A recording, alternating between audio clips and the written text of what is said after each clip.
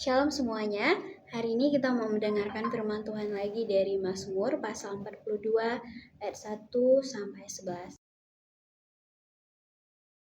dengan tema kesehatan mental dan depresi, ratapan rohani. Saudara-saudari semua, sebelum kita masuk ke dalam isi teks Mazmur pasal 42, kita harus terlebih dahulu memahami siapa yang menulis kitab Mazmur ini dan dalam situasi apa kitab Mazmur ini lahir. Dan konteks historis juga pastinya sangat menentukan bagaimana kita memahami makna sebuah teks Alkitab secara tepat dan utuh. Mazmur pasal 42 ini dihubungkan kepada Bani Korah. Dalam catatan Alkitab, Bani Korah adalah keturunan Korah, cucu Kehat dari suku Lewi, yang kemudian menjadi kelompok penyair dan pemusik yang bertugas dalam pelayanan liturgis di Bait Allah Yerusalem. Mereka bukan sekedar penyanyi biasa, mereka adalah orang-orang yang hidupnya diselimuti oleh ibadah, yang setiap harinya akrab dengan suasana Bait Allah dan hadirat Allah yang terasa nyata di sana. Namun, hal ini adalah kontras yang sangat penting untuk kita perhatikan. Pada saat Mazmur ini ditulis, pengarangnya sedang berada dalam kondisi yang sangat berbeda dari kebiasaannya itu. Ia sedang dalam pengasingan, ia jauh dari Yerusalem, jauh dari Bait Allah, dan jauh dari komunitas umat yang biasa ia pimpin dalam ibadah. Ayat 7 memberikan kita petunjuk geografis. Ia berada di daerah Yordan dan pegunungan Hermon. Wilayah yang secara geografis memang jauh di utara Yerusalem, di luar tanah Israel, bagian selatan yang menjadi pusat kehidupan keagamaan Israel. Dari situlah lahir teks yang kita baca hari ini.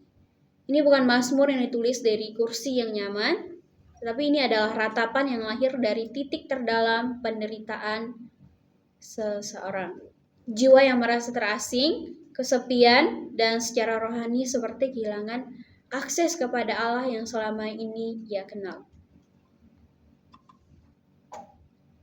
Bagian pertama yang akan kita bahas hari ini yaitu di ayat 1 sampai ayat 3 tentang jiwa yang haus.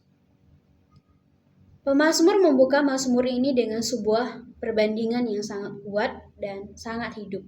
Ia menggunakan gambaran seekor rusa yang sedang merindukan air, dan ini bukan sekedar rusa yang hausnya hanya sedikit. Dalam bahasa Ibraninya, kata yang digunakan adalah ta'arok, yang menggambarkan kerinduan atau keinginan yang sangat mendesak. Seperti seseorang yang hampir mati kehausan dan berlari dengan sisa tenaganya untuk mencari sumber air. Gambaran ini sangat signifikan. Pemazmur tidak mendeskripsikan sebuah kerinduan yang ringan atau keinginan yang bisa ditunda. Ia mendeskripsikan sebuah kebutuhan yang jika tidak dipenuhi, jiwa tidak bisa bertahan.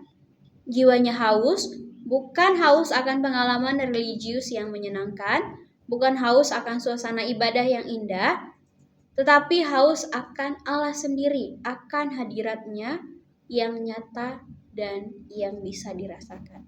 Lalu di ayat 3, gambarannya bergerak dari kerinduan yang mendalam ke ratapan yang sangat jujur.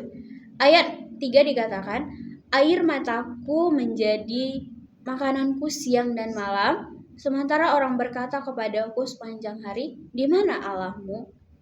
Saudara, perhatikan betapa jujur dan betapa beratnya ungkapan ini.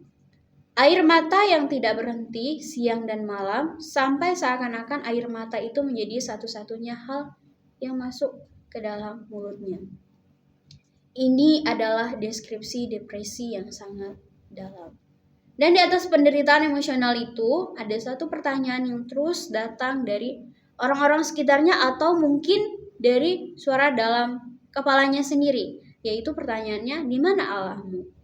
Kalimat ini bukan sekedar pertanyaan filosofis, ini adalah serangan terhadap iman. Ini adalah suara yang mempertanyakan apakah Allah itu nyata, apakah Allah itu peduli, apakah iman itu masih relevan di tengah penderitaan yang sedang dialami. Bagian kedua yang akan kita bahas yaitu dari ayat 4 sampai ayat 5 adalah kenangan sebagai jangkar harapan. Ayat 4 sampai 5 dikatakan, inilah yang hendak ku ingat sementara jiwaku gundah gulana, bagaimana aku berjalan dalam keramaian memimpin mereka ke rumah Allah dengan suara sorak-sorai dan nyanyian syukur. Mengapa engkau tertekan, hai jiwaku? Berharaplah kepada Allah. Saudara, di bagian ini pemazmur melakukan sesuatu yang sangat menarik dan sangat signifikan secara teologis. Di tengah-tengah kegelapan yang ia rasakan, ia tidak lari dari kenyataan, tetapi ia juga tidak membiarkan dirinya tenggelam di dalamnya. Ia menggali memori. Ia mengingat hari-hari ketika ia berjalan bersama umat Allah menuju bait suci dalam perayaan yang penuh sukacita, suara nyanyian, sorak-sorai, sukacita dalam bersekutu. Dan kenangan itu sangat kontras dengan kondisinya sekarang yang dialami oleh penulis. Kontras itu sangat menyakitkan. Tetapi pemazmur menggunakannya dengan cara yang sangat-sangat teologis, yaitu kenangan tentang kehadiran Allah di masa lalu menjadi bukti bahwa Allah itu nyata. Dan bukti itu menjadi fondasi bagi harapannya di masa krisis. Ini sangat relevan dalam konteks depresi. Salah satu karakteristik depresi yang paling menyiksa adalah ia mencuri kemampuan seseorang untuk membayangkan bahwa masa depan bisa lebih baik dari masa ini. Jadi saudara, apa makna yang bisa kita ambil dari bagian kedua ini, yaitu memori tentang kesetiaan Allah di masa lalu adalah jangkar iman yang nyata di tengah krisis masa kini. Kemudian kita masuk ke dalam bagian yang ketiga dari ayat 5 sampai ayat 11. Ayat 5 dikatakan, mengapa engkau tertekan, hai jiwaku, dan mengapa engkau gelisah dalam diriku? Berharaplah kepada Allah, sebab aku akan bersyukur lagi kepadanya, penolongku dan Allahku. Saudara, sekarang kita masuk pada bagian yang menurut saya ini adalah jantung teologis dari Mazmur pasal 42 ini. Apa yang dikatakan dari ayat 5 diulang kembali di ayat 11. Pemazmur memperlihatkan kepada kita sebuah praktek rohani yang sangat penting, yaitu pemazmur berbicara kepada jiwanya sendiri.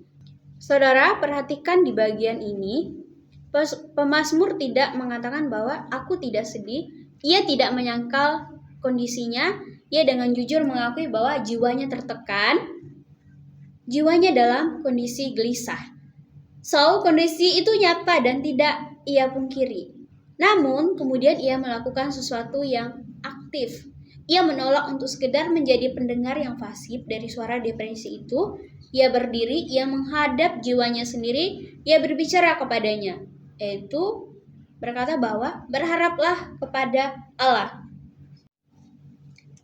Martin Lloyd-Jones, seorang teolog dan dokter dari Wales yang menulis secara mendalam tentang depresi rohani dalam karyanya, yaitu Spiritual Depression, It is Cause and Cures, mengidentifikasi momen ini sebagai salah satu kunci terpenting dalam pemulihan spiritual. Yang menyatakan bahwa sebagian besar kesengsaraan rohani berasal dari kita yang terlalu banyak mendengarkan diri sendiri daripada berbicara kepada diri sendiri. Dalam kondisi depresi, pikiran kita menghasilkan narasi-narasi yang destruktif secara teologis, yaitu tidak ada harapan, Allah tidak peduli, kondisi ini tidak akan membaik, dan sangat mudah bagi kita untuk hanya ikut terseret dalam narasi itu. Jadi pemazmur mengajarkan kepada kita bahwa kita bisa dan kita harus mengintervensi jiwa kita sendiri. Kita bisa menegur narasi-narasi yang destruktif itu dan mengembalikan pikiran kita kepada kebenaran tentang siapa Allah itu. Di dunia yang semakin kompleks, di mana tekanan hidup semakin berat, muncul pertanyaan seperti yang dikatakan oleh pemazmur, yaitu, di mana Allahmu?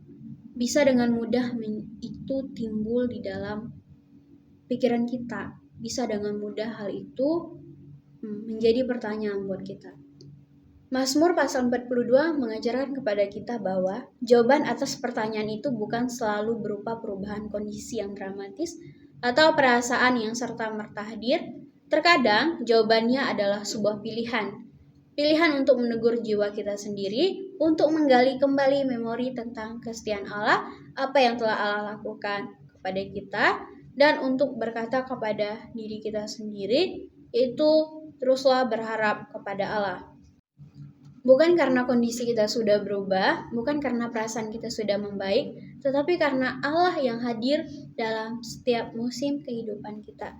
Seperti yang Mazmur 42 katakan, Allah yang sama, yang menyertai setiap jiwa, kasih setianya akan selalu bersama-sama dengan kita. Kasih setianya yang tidak bersyarat akan selalu menyertai kita. Dan itulah yang harus menjadi fondasi kita di dalam iman supaya kita tidak goyah.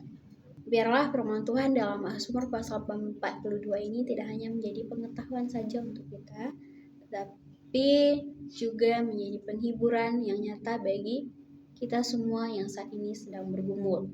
Karena pada akhirnya inilah tugas kita, yaitu bukan sekedar berbicara tentang Allah, tetapi membawa manusia untuk berjumpa dengan Allah yang sungguh-sungguh ada dan benar-benar peduli.